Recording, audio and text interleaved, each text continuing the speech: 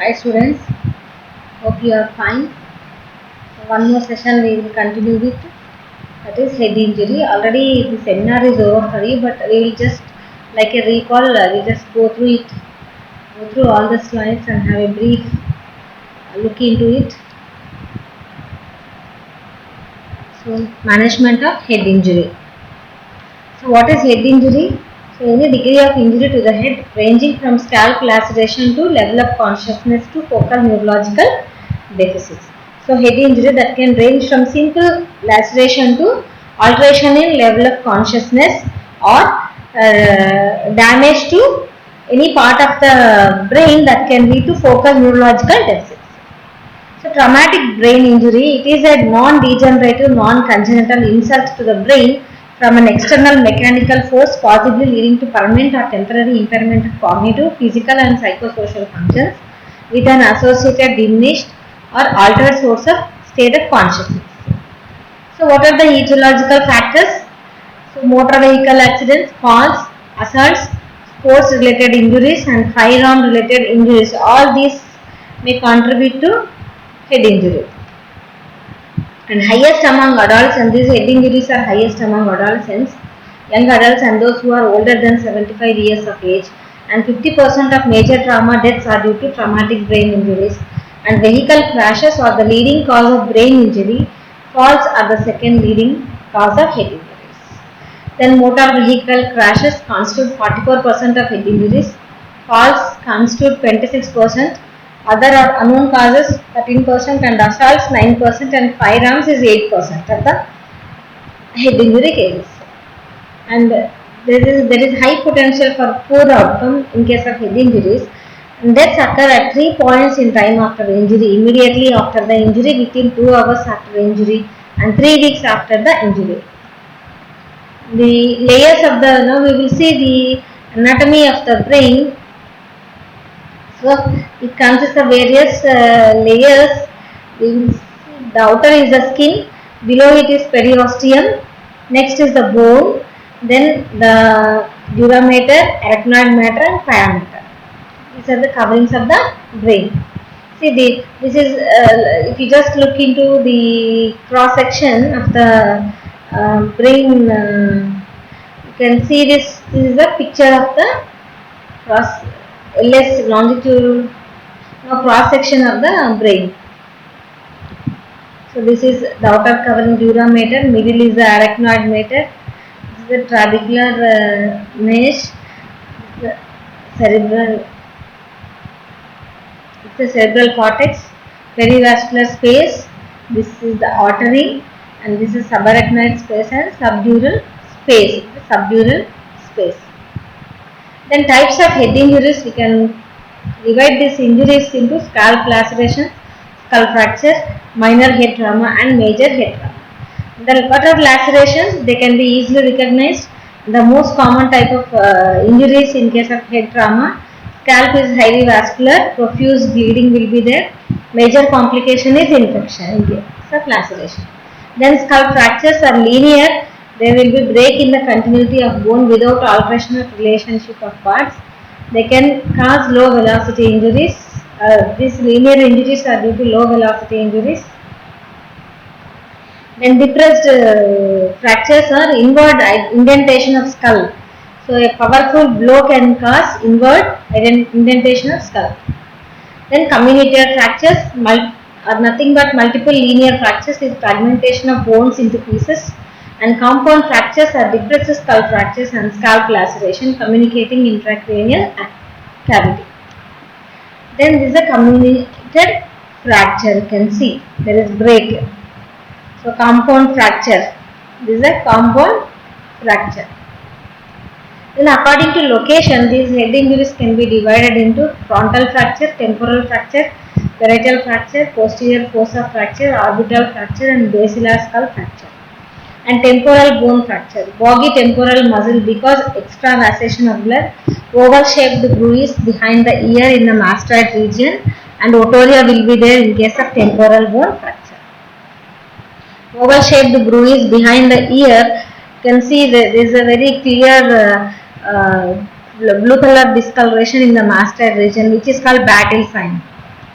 Next, parietal bone fracture, which may lead to deafness, CS of photoria, discharge of cerebrospinal fluid through the ear, and bulging of tympanic membrane by blood or CSF collection, facial paralysis. Then orbital fracture, periorbital ecchymosis or raccoon eyes. Optic nerve injury will be there in case of this orbital fracture. Then basilar skull fracture may lead to otorrhea or rhinorrhea, bulging of tympanic membrane, battle sign, facial paralysis and tinnitus or vertigo. Then test to determine CSF leakage. Method 1 is check for presence of glucose, dextrose strip or test strip. If blood is present in the fluid, the test becomes unreliable. So go for the next method, that is allow leaking fluid, dip into a white pad or towel, observe for drainage. Within a few minutes the blood coalesces into center and the yellowish ring will be encircling this blood, which reveals that this leakage is a CSF. Then minor head trauma may or concussion, which is nothing but a sudden transient mechanical head injury with disruption of neuronal activity and a change in the level of consciousness. It occurs when the brain suddenly shifts inside the skull and knocks against the skull's bony surface. Then typical signs of this concussion are brief disruption of level of consciousness, and concussions can last from a few moments to an unconscious state for over 3 minutes. Amnesia regarding the event and headache. And you might have seen in movies, some people after concussion, they might forget the event, how it has happened. Next, major head trauma or contusion. It is the bruising of the brain tissue within a focal area. It is usually associated with a closed head injury. Next is scoop, contour coup is often noted. This is scoop, contour coup.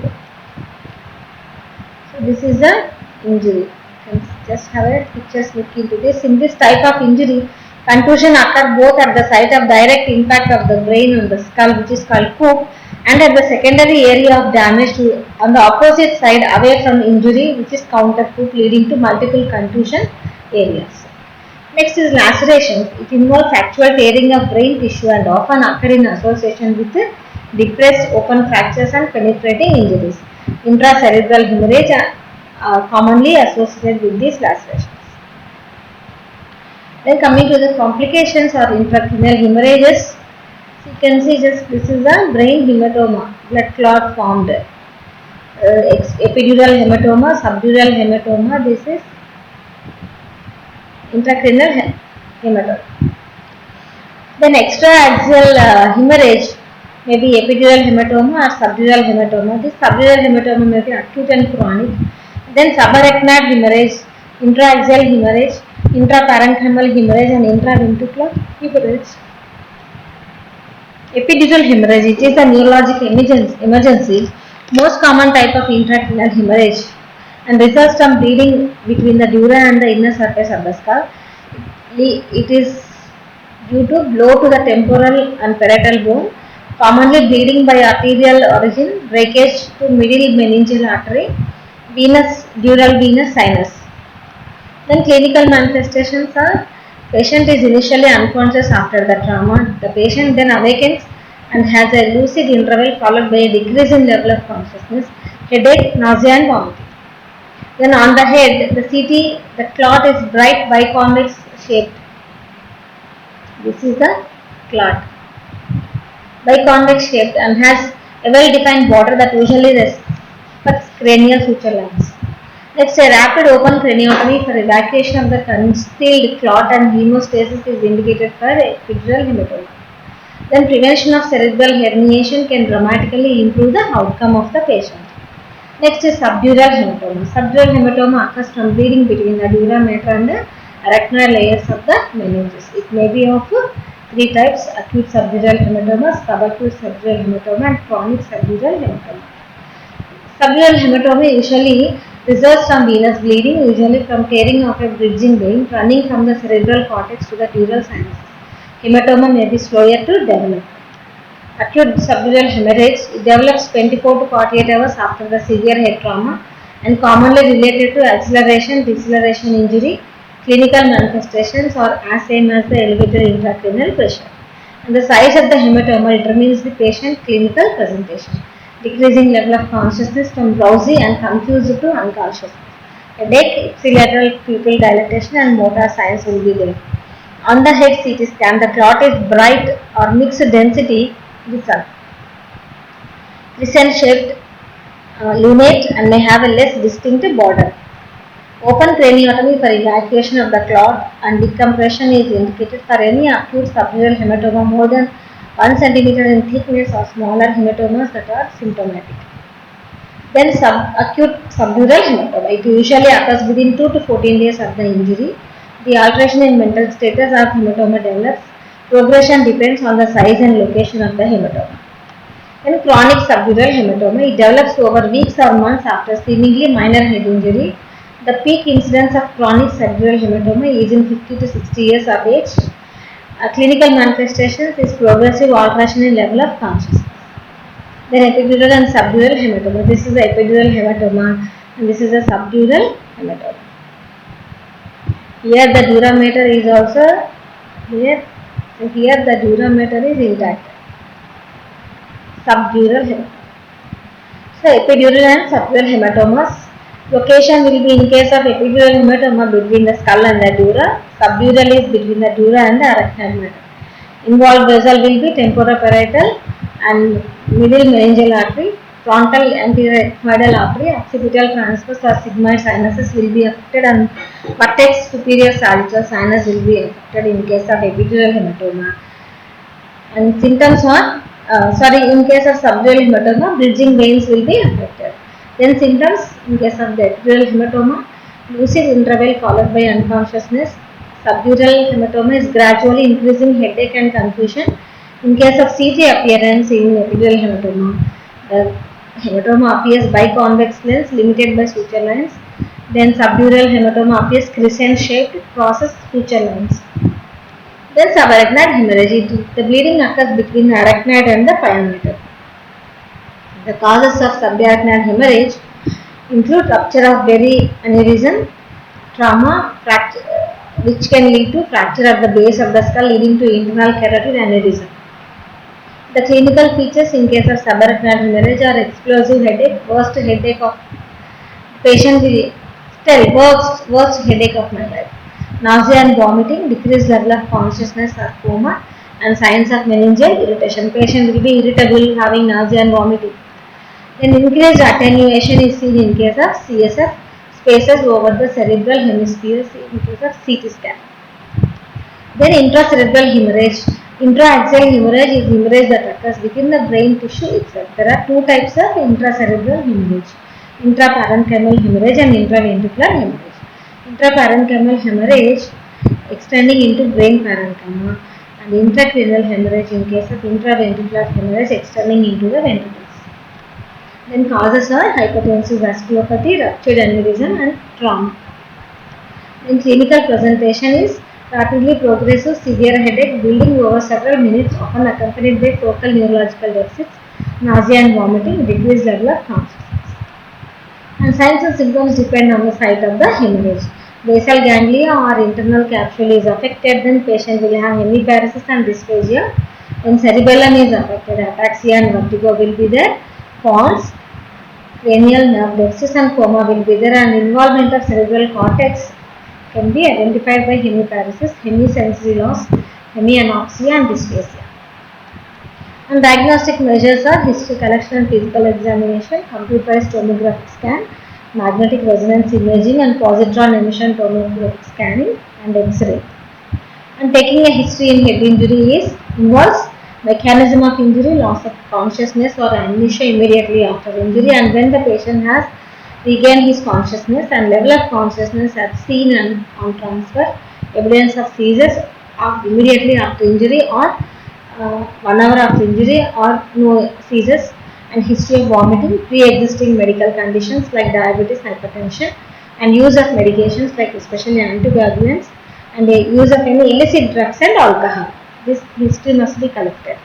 Then in physical examination, Glasgow Coma scale, spelling mistake is there. So Glasgow scale, you know very well what are the things you have to observe in Glasgow scale, and then pupil size and response. Signs of examining for signs of any skull fracture like bilateral periorbital edema, which is called raccoonitis, battle sign, bruising over the mastoid, then cerebrospinal fluid rhinuria or roturia, hemotympanum or bleeding from ear, then full neurological examination, tone, power, sensation and reflexes. Then computerized tomographic scanning is considered the best diagnostic test to evaluate the craniocerebral trauma because it allows rapid diagnosis and intervention in the setting. The National Institute for Health and Clinical Excellence has published some guidelines for when to carry out a CT scan in a patient with head injury. Then NICE guidelines for CT in head injury, Glasgow scale, which is less than 13 at any point, and GCS Glasgow scale 13 or 14 at 2 hours. Focal neurological deficit, suspected open, depressed or basal skull fracture, seizure, presence of seizure, and vomiting more than one episode. Urgent CT head scan if none of the above, but if the age of the patient is more than 65 years or any coagulopathy patient is taking any coagulopathic drugs like warfarin and dangerous mechanism of injury is the CT within 8 hours has to be carried out. Then antegrade amnesia is there with greater than 30 minutes. CT has to be collected within 8 hours. Then an MRI scan is more sensitive than CT scan in detecting small lesions. A cervical spine X-ray indicated to detect any cervical injury, and transcranial Doppler allow the measurement of CBF, cerebral blood flow. Then severe head injury is best managed in a neurointensive care setting. The patient should be positioned with the head up to 30 degrees. It is important to ensure that the cervical immobilization collar does not obstruct venous return from the head. Then airway and ventilation. Patient in traumatic coma is unable to protect their airway and is at risk for aspiration. So we have to maintain a normal respiratory rate and normal saturation, oxygen saturation. Then circulation, cerebral perfusion, pressure, hypotension and any hypoxia as a major cause of secondary brain injury. A systolic blood pressure less than 90 mm of Hg, worst outcome in traumatic coma is that. Then cerebral perfusion pressure should be maintained at greater than 65 mm of Hg in severely head injured patients.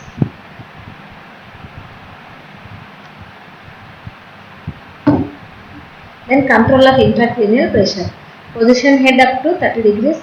Avoid obstruction of venous drainage from head. Sedation or muscle relaxant. Normocapnia. Diuretics. Use of furosemide and mannitol. Seizure control. Maintenance of normothermia and barbiturates is very important to maintain normal intracranial pressure. And medications used to maintain these are osmotic diuretics, anticonvulsants, barbiturates and calcium channel blockers. And osmotic diuretics like 25% dextrose, that is mannitol, and 1.5 to 2 grams per kg of IV infused over 30 to 60 minutes. Then anticonvulsants like phenytoin, where it may inhibit spread of seizure activity in motor cortex, and dosage is 10 to 15 milligrams per kg will be given as loading dose, and maintenance dose 100 milligrams IV per oral or IV or per oral, and every 6 to 8 hours or as and when necessary. Then barbiturates, pentobarbital will be used to reduce the brain metabolic rate and help in reducing the intracranial pressure. Dosage is 100 milligrams IV or 150 to 200 milligrams IL. If medical treatment doesn't work out for the patient, then surgical management may be indicated. It is indicated when the Glasgow scale decreases by 2 or more points between the time of injury and hospital evaluation. Patient presents with fixed and dilated pupils. The intracranial pressure exceeds 20 mm of Hg. Then types are burhole surgery, opening into cranium with a drill. Craniotomy, bone flap is temporarily removed from the skull to access the brain. Then craniectomy, excision into the cranium to cut away a bone flap. And cranioplasty, surgical repair of a defect or deformity of the skull. Then nursing management is maintenance of ABC, airway, breathing and circulation, Glasgow 4, GCS maintenance, doing neurological examination periodically, signs of elevated, monitoring for signs of elevated intracranial pressure and monitoring for signs of CSF leakage.